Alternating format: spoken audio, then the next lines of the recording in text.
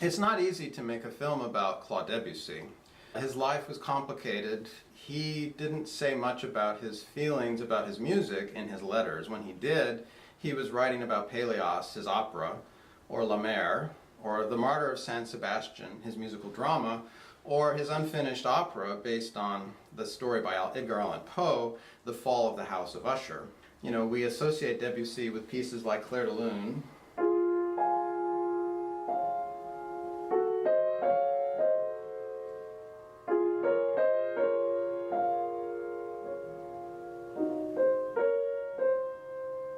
but there's a lot more that he did, and what I find fascinating is what he did in the preludes. For me, the world that he created in the preludes was very special and unique, and it was kind of an apex of a certain part of his style. He evolved constantly throughout his compositional period. When he started, he really wasn't that good, but by the time, unfortunately, he died too early from cancer, he'd really become very, very advanced. There were leitmotifs of things that went through. There were expansions that he did thematically from the half step to the whole step, and these really came to a head in the preludes. And what was really special for me was back in 2014, I was able, after many months of contact, to play Debussy's Blüthner piano at the Le Blanch Museum in Brive-le-Gaillard. And it was a very, very special time. I had a few hours to warm up. I drove from Bordeaux, couldn't get out of Bordeaux for about 90 minutes, and then I got to Brive, I warmed up, practiced, and then basically had to do the concert. So there wasn't a lot of time to get to know the instrument, but it showed me how he did everything for this piano. Or rather, it showed me how everything came from this piano, this improvisatory style that he has in the preludes.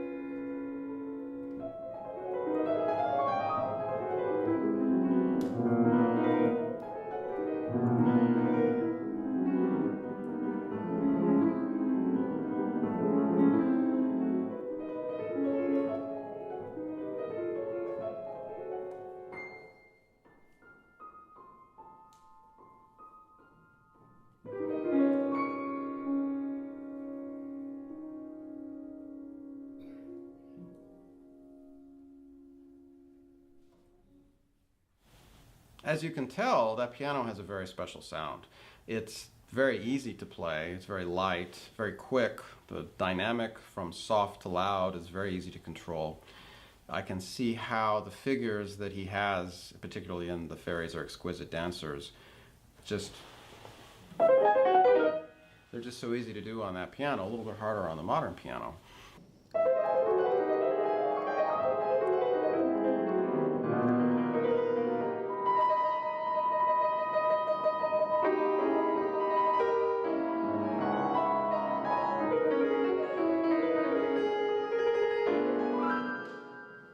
It's so light and fast, it's easy to play it too fast.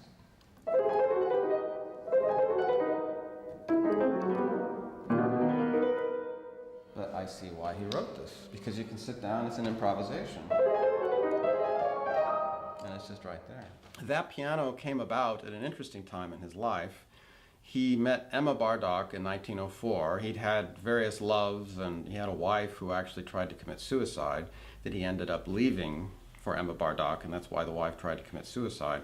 So he had this better time in his life. Emma Bardock was much more his emotional and intellectual equal. She was a singer. She also had money, which didn't hurt. He wanted to be able to be with someone who had more money. And so they went on a vacation in Eastbourne in 1905, and they happened to find that Blüthner piano in a shop. And it's quite exceptional that he bought it. He had been given pianos by Erard and Bechstein, upright pianos, on loan, but the fact that this is the only instrument he ever bought really says something about what it meant to him. He had all three of these pianos in his study in the Bois de Boulogne, but one can only wonder, he didn't write he didn't write anything about what he thought about his piano music, or, this inspired this piece. He would talk about how nature inspired him, and how the sea inspired him. But, we don't really know. I can tell from playing this instrument that he must have used it to help him create the preludes. And it was interesting when the tuner came, before I did the concert, I was able to ask him some questions, and he took it apart as he tuned it. And you can see the aliquot system is an extra string on top that gives this resonance, which in part must give it this special tone. Perhaps it even gives it some of the clarity. Fourth string behind the other strings. Mm-hmm. That string gives the color, particular color mm-hmm. of this piano. Mm-hmm. Mm-hmm. Is it difficult? Uh-huh.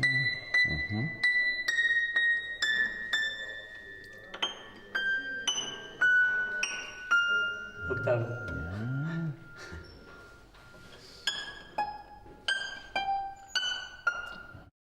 The museum, it's kind of a funny story about the piano. His nephew Raoul ended up with it after Emma Bardock had died. And he ended up in Brive-le-Gaillard, which is in the southern middle part of France, between Bordeaux on one side and Lyon on the other side. And the family, they sort of sold it to an antique shop. And then the Musée le Blanch bought it, and luckily they restored it very sparingly. The tuner, it's hard to believe, but the tuner said the dampers and the hammers are original. I wonder if that's completely true, but that's quite exceptional, because then we're really hearing more what Debussy had actually experienced in this instrument.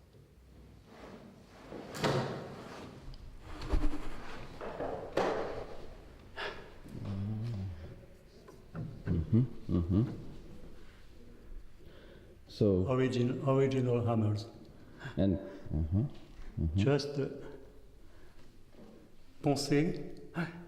The shaping, the voicing, and the action, all original. Original. Some just the key tops. Uh-huh. Here. Mm-hmm. It's changing. Mm-hmm.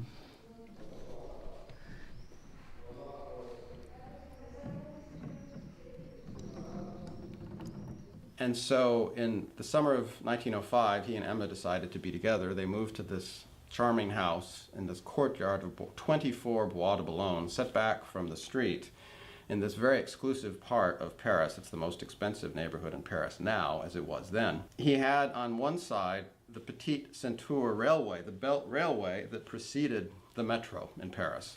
So this is how people would get from the train stations to various parts of Paris, Charonne and Bel Air and this area on the Bois de Boulogne. And it's interesting because it was in a trench next to his garden underneath, near his window.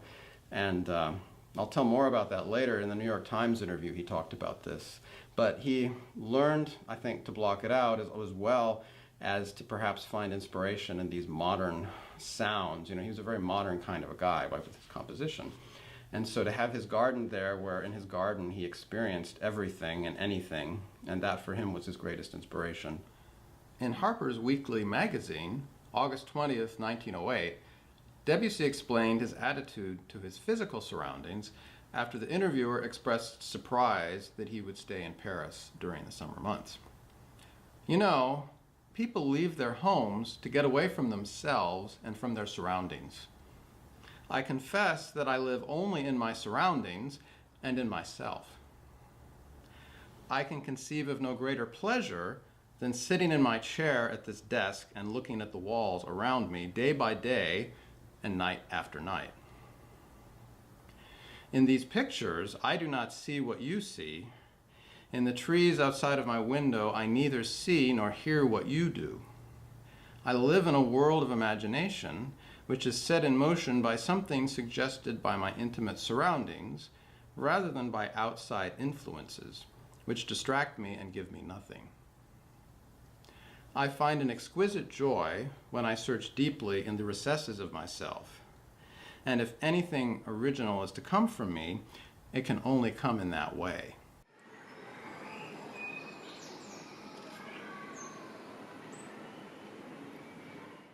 Louisa Liebig, a friend of Debussy and the wife of one of Debussy's piano students, said further, "Debussy's room is by no means quiet.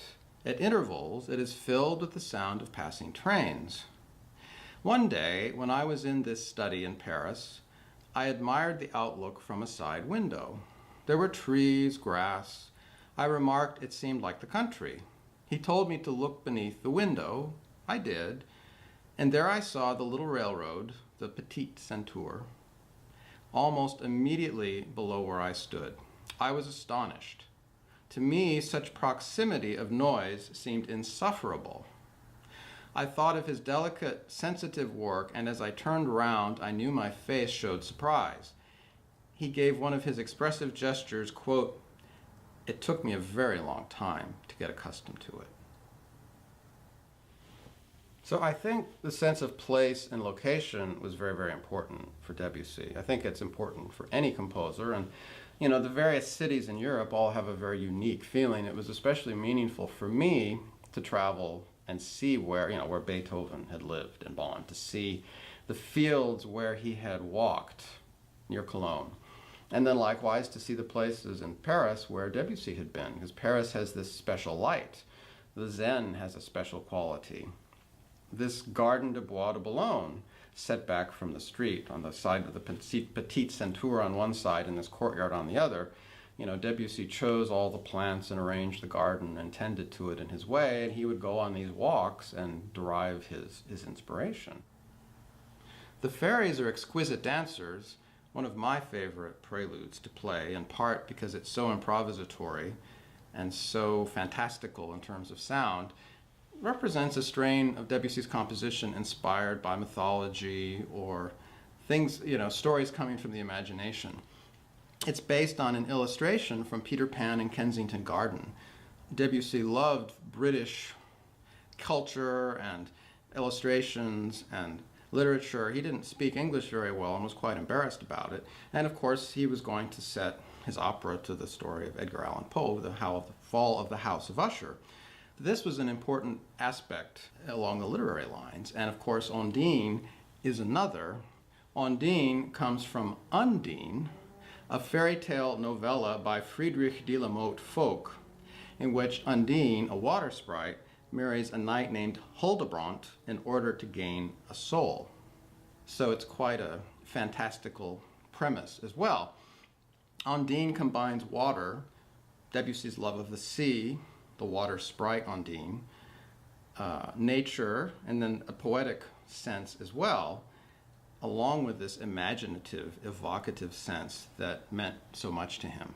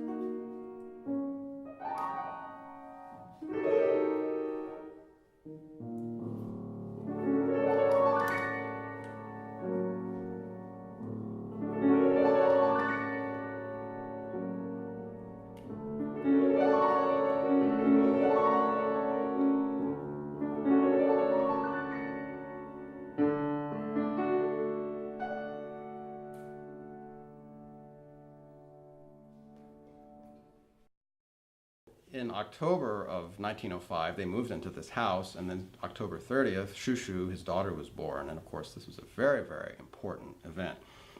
She was a wonderful source of inspiration for him. He'd even said at one point, had she not been born, he probably wouldn't have been able to continue living. Now, what's especially interesting, I think, is that after he died, she lived about a year. She got diphtheria, and unfortunately, she died. And when I spoke with Roy Howitt in my first film, Roy Howitt is a great pianist and one of the foremost Debussy scholars, he said it's almost as if she had been brought through divine inspiration to help him compose, to help him get through life. And then when he was no longer here, there was really no longer a need for her to be here. It's a kind of an odd poetic cycle. But this period of 1905 was very, very important. The preludes started coming about in 1909. He started writing the first book. And then they were started to be performed in 1910, and then in 1911 and 12, he wrote the second book, ending with La Terrasse.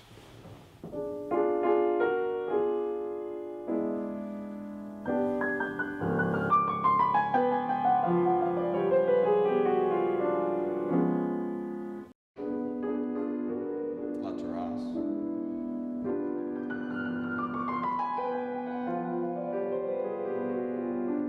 It was the last one he wrote, apparently, in December of 1912. And it's interesting that the order of the second book of preludes, it's like number 6. So he really carefully thought about where to place these preludes in the whole cycle.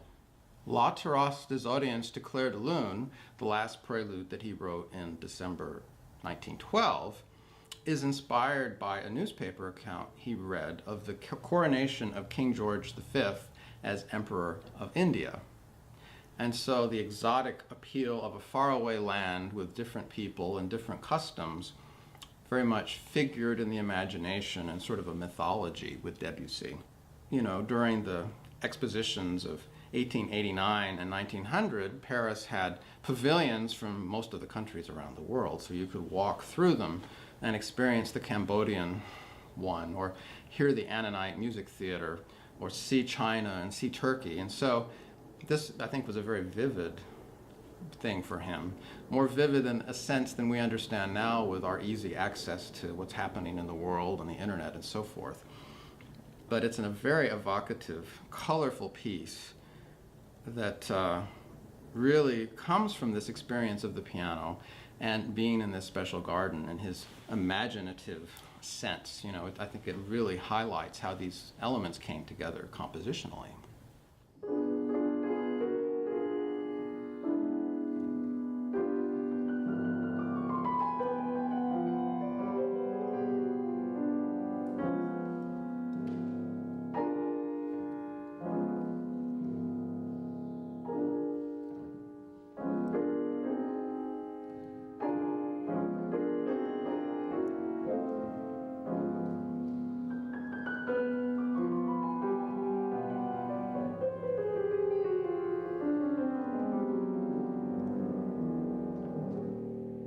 Where the colors blend into each other. I think the blending is really apparent on this instrument.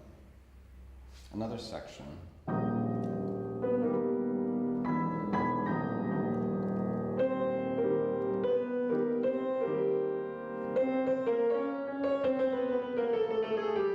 La Mer, he was obviously making some comparisons.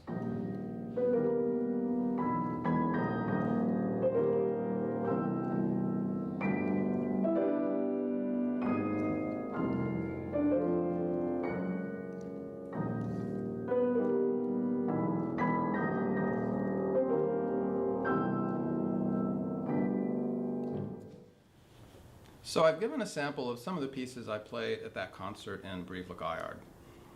Some of the ones that are my personal favorites, and because of length I can't give you all of them. I originally envisioned a much more involved film with much more of his biography, but I realized the most unique thing I have to offer is actually my experience with that piano. It surprises me that other pianists and musicologists kind of dismiss the role that this piano may have played. And I think it's because he didn't say specifically, well, this caused me to do this and caused me to do that. But I think the evidence is there when we play the piano. The last piece that he set in Book 2, and again, remember, he carefully chose the order. The last one, Feu d'artifice, fireworks,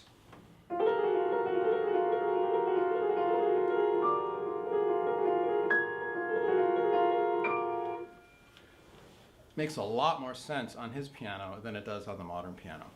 These figures,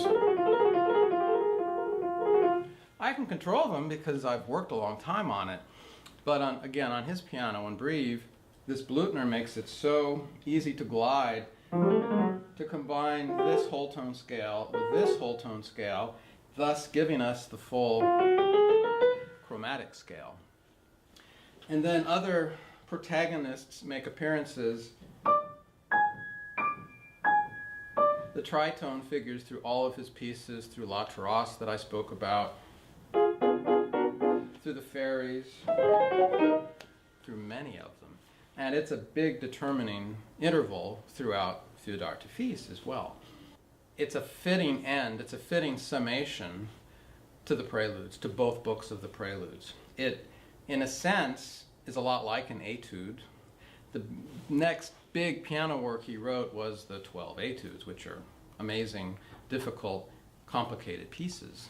But between that, he needed to make money at one point, so he edited all of the Chopin works for his publisher, because during the war it wasn't possible to get the German editions, and all the editions before that had been German. So Durand commissioned him to do this. He needed the money, so instead of composing other things, instead of composing more piano pieces or working on The Fall of the House of Usher, he edited this, which is an interesting set, by the way. But I think this piano in Brive, came about at an interesting time in his life.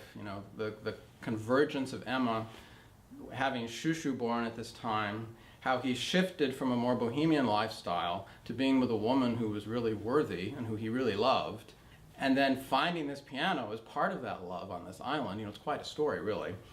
And I think, even if he didn't talk about it, the proof is in the pudding. We get it in the pieces. We can see that, it was working. He didn't talk about it, but as he walked with his red notebook in the garden, he jotted these things down. He saw the flowers, he saw the thistles and the birds, and these things came to him. And then, he read so much poetry, and, he went to all these soirees with the poets and the writers and the other composers. And so he was educating himself, and the ideas were percolating. And I really think the preludes, with their literary allusions, with their poetic titles appended to the end, I think they're a real summation of this. And it's because of this piano that I think this development happened at all.